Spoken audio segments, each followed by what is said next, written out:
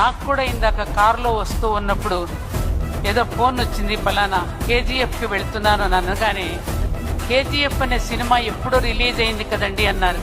నేను సినిమాలు చూడనమ్మా, కేజీఎఫ్ ఏమిటి అంటే, అదేనండి కోలార్ గోల్డ్ ఫీల్డ్ అనేది ఒక సినిమా కదా అంటే, ఇంచుమించుగా అలాంటి దానికే వెళ్తున్నానమ్మా అన్న. ఇంచుమించుగా అంటే ఏమిటమ్మా అన్నారు. ఏం లేదండి, భూమిని బాగా పిండి సారం తీసి బంగారు తీగలు పండించేటటువంటి జాతి ఒక కార్యక్రమంలోకి నేను వెళుతూ ఉంటే,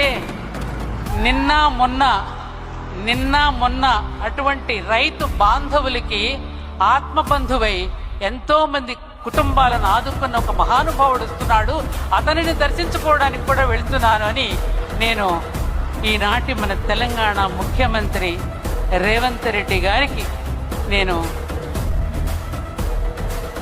మాటలు రావడంలా, మన ముఖ్యమంత్రి రేవంత్ రెడ్డి గారి అసెంబ్లీలో ప్రసంగాలు వింటూ ఉంటే చాలా చాలా ఆనందపడుతున్నాను అని నేను గర్వంగా చెప్పుకున్నాను నాన్న.